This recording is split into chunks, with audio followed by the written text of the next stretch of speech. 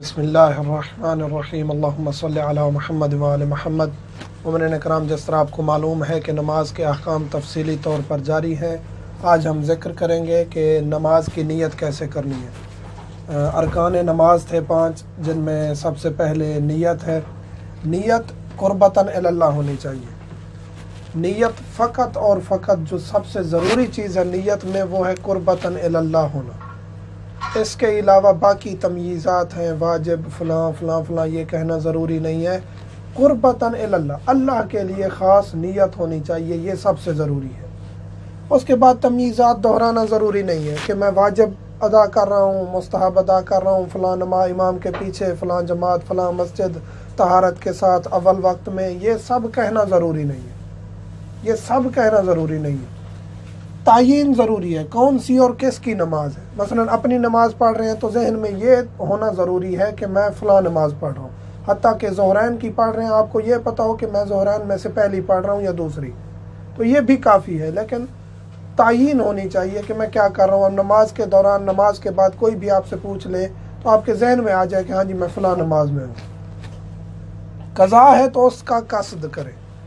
कज़ा अपनी पढ़ रहे हैं या किसी और की कज़ा नमाज़ें पढ़ रहे हैं तो इसका कसद करें कि आप के जहन में जो है ये हो कि मेरी कज़ा है जो मैं पढ़ रहा हूँ, या किसी और की कज़ा है तो उसका नाम जहन में होना चाहिए और उसकी नमाज जहन में होनी चाहिए कि उसकी फ़लाँ नमाज पढ़ रहा हूँ। तो ये इस तरीके से नमाज़ें अदा होंगी।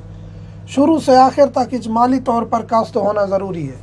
नमाज और कोई भी इबादत है, शुरू से लेकर आखिर तक कोई भी इबादत है, उसमें कुर्बतन इल्लल्लाह की नीयत शुरू से लेकर आखिर तक होनी ज़रूरी है, तब वो जाके इबादत दुरुस्त होगी।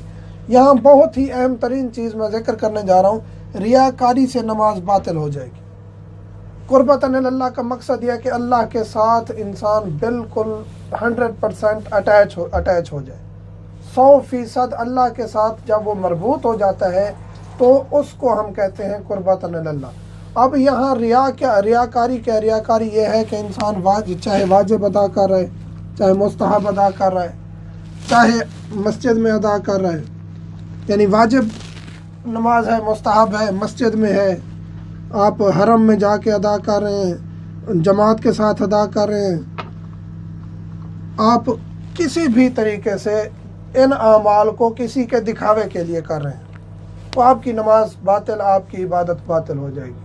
किसी को भी दिखावा करेंगे तो ये हमारी जो कुर्बतन इल्लल्लाह वाली शर्त है ये ख़त्म हो जाएगी।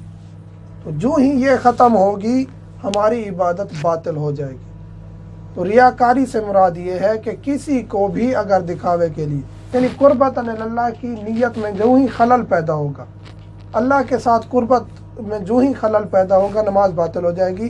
तो यहाँ रियाकारी से मुराद है किसी के दिखावे के लिए आप मस्जिद में जाते हैं, हरम में जाते हैं, आप अव्वल वक्त में नमाज पढ़ते हैं, खुशू व खुजू नमाज में ज़्यादा दिखाने की कोशिश करते हैं, तो जो चीज़ें उस इबादत के साथ मरबूत हैं उनमें आप रियाकारी करेंगे, वो इबादत बातिल हो जाएगी। तो अब बाज़ चीज़ें ऐसी हैं, सवाल किया जाता है कि हम नमाज पढ़ते हैं सही तरीके से और तलफ़्फ़ुज़ के साथ ताकि बच्चों को सिखा सकें। हाँ, ये दुरुस्त है, इसमें कोई मसला नहीं है। आप कोई ऐसा अमल कुर्बतन इल्लल्लाह की नीयत में ऐसा अमल करते हैं जो है बिल्कुल कुर्बतन इल्लल्लाह, यानी बच्चों को सिखाना भी कुर्बतन इल्लल्लाह है, तो ये दुरुस्त है। हाँ, अगर आप किसी को दिखावे के लिए, अपनी मशहूरी के लिए या अपनी इज़्ज़त बढ़ाने के लिए कर रहे हैं तो ये नमाज को बातिल कर देगा।